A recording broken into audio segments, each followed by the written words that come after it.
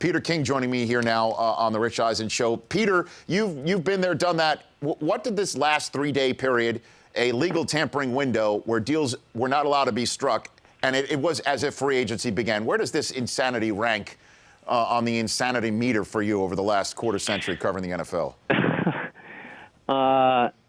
Well, you know, Rich, you know what it's like? It's like, you know, Christmas is December 25th, and you open up all your gifts on the 22nd and 23rd. And there's something that was a little bit of a letdown about it. You know, you usually get this burst of information at 4:01 p.m., but in the long run, I really don't think it's that big a deal. As long as everybody is playing by the same rules, I think the league just ought to say, you know, to me, what this year says to me is you shouldn't have a legal tampering period. Because if you have a legal tampering period, then people are going to reach agreements before that legal tampering period ends. And so I think the league will adjust it next year and just say, okay, you know, no talking to free agents until Tuesday at 4 p.m. What was your favorite part of the Frank Gore era in Philadelphia, Peter? Looking back on it now? I'll tell you what, he would have been really good in Chip Kelly's offense, I think. And so what happened? You know, I don't know what happened. I'm waiting to hear what happened. But I think my gut feeling what happened is that Ryan Grigson, the Indianapolis general manager, who desperately wanted Frank Gore, basically, even after he made the news leak the other day that he was going to Philadelphia, didn't give up. And I wouldn't be surprised if one or two other deals here get affected or are slow in signing because all of a sudden, you know, somebody, and I'm not saying that Randall Cobb is going to be one of them because I don't think so, but, you know, let's say Reggie McKenzie says, my God, we were going to offer Randall Cobb $14 million a year instead of 10. Don't you even want to think about this? And again, you know, believe me when I tell you this, I'm not saying that that's going to happen, but I think it's going to happen with more than just Frank Gore. Whether or not it gives somebody pause and changes somebody's mind, I don't know. Peter King joining me here on the Rich Eisen Show, mere hours before the actual free agency window opens in the National Football League. So with Frank Gore leaving, and you say that the Colts coveted him, Jim Harbaugh now in the Midwest after Michigan coveted him, and this just plays into what's going on in the mindset of so many 49er fans as to why couldn't our own organization continue to covet the people that everybody else is coveting, and what does that mean moving forward? Peter, can you answer that question for the Niner fan? Well, I think that, you know, they didn't want to pay a 32-year-old running back, albeit a 32-year-old running back who has missed 0 games in the last 4 years and who's gained over 1,100 yards in every one of those 4 years. I mean, Frank Gore is a little bit of a freakazoid, you know, at that position. Mm-hmm. But I think they didn't want to pay him real money. And I think that Justin Smith has been teetering on the verge of retirement since the end of the season anyway. So those two guys shouldn't be a big surprise. I think the surprise comes in not being able to re-sign Iupati and in losing Patrick Willis. Those are cornerstone players on the interior of the offense and the interior of the defense. And, yeah, you get Darnell Dockett from Arizona. That's good. But, you know, he's getting older. You don't know how much he has left. Number one, and then number two, you know, I think what it says now about Jim Tomsula, at least it would say this to me, that the pressure isn't on him really now. I think the pressure is more on Trent Baalke and Jed York. They're in San Francisco. Peter King joining me here. So what is the market for DeMarco Murray going to look like at 4 p.m. Eastern time, in your estimation? I would be very surprised if the Jacksonville Jaguars didn't, you know, I don't know how hard, but didn't investigate him thoroughly.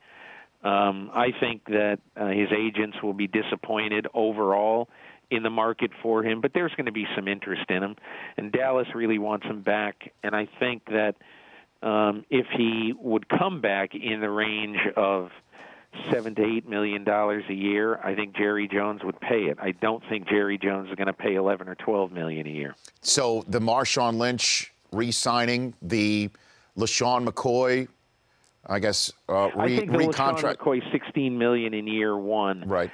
is definitely going to have an impact on on the DeMarco Murray contract. It has to have an impact on it because DeMarco Murray last year was significantly better than LaShawn McCoy. That position is a what have you done for me yesterday and what are you doing for me today position, not what are you doing for me in 3 years. The Buffalo Bills have absolutely no idea if LaShawn McCoy will be a good player in 3 years, but right now it didn't matter to them. They needed him now, and they needed him happy now. So you can't ask DeMarco Murray, really, if you're the Dallas Cowboys, hey, take half of what, play for half of what, on average, at least for this coming year, take half of what LaShawn McCoy is going to make in Buffalo. That is what I think that's going to have an impact on his negotiation. The MMQB.com's Peter King joining me here live on the Rich Eisen Show mere hours before NFL free agency begins. Crystal ball Darrelle Revis for me, if you can, Peter. My gut feeling is he'll go to the Jets, but I think that there are going to be other teams that are going to be going to impact this as well. I think Oakland is going to have some interest. Oakland has got to spend their money on somebody. They're over Somebody's got to take it, though, left Peter. on the cap, and I think that Mike Pettin loved Darrelle Revis with the Jets, and I would be very surprised if Cleveland was not aggressive. They may get blown out of the water financially by the Jets, but I think Cleveland will be in there. And also, I totally agree. I forget, maybe Ian Rappaport wrote this. I think it was him, about Bob Sutton and the Kansas City Chiefs. I had heard that strongly over the weekend, that the Chiefs were definitely going to dip their toes in the water. At the end of the day, I think Woody Johnson's money is going to win with the Jets. But in terms of Raider money, it is legal tender in the United States, correct? So it certainly is. Right. And, it's amazing. They just paid a center from the Kansas City Chiefs, who 90% of the football fans in America have never heard of. They just paid him $9 million a year, Rich. So evidently the money does work at banks in the United States. Okay, so because you used the word begging in your column, that the Raiders are begging free agents to accept their money. That's right.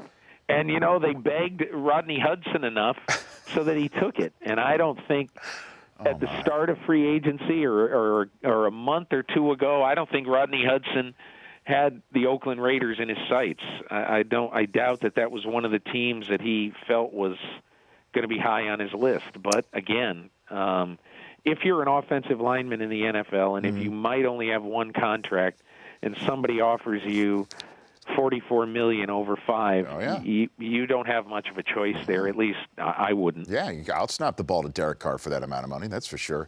And then lastly, the Bears fans should fasten their seatbelts for 2 more years on Jay Cutler. Because that's what it looks like. Because obviously, if he's still on the team as of Friday morning, he's got an awful lot of guaranteed money through the end of 2016.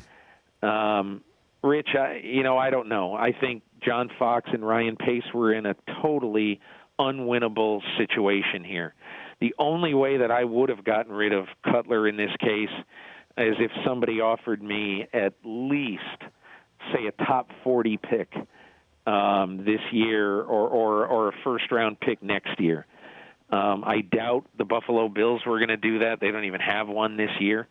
And so to me, I think what happened was the logical end game to what was going to happen. You change regimes, and you don't want to start from scratch at quarterback. You want to be able to compete day one with the Green Bay Packers, and you weren't going to be able to compete day one with the Green Bay Packers if you draft a quarterback in the second round this year and count on them to play in 2015. Peter, thanks for calling in. Appreciate it. Enjoy the opening of the official opening of free agency, and we'll chat with you hopefully next week. Thanks very much, Rich. Appreciate it. Always. The MMQB.com's Peter King, his Monday morning quarterback, is the quintessential must-read. The Rich Eisen Show, weekdays at noon Eastern. On Audience.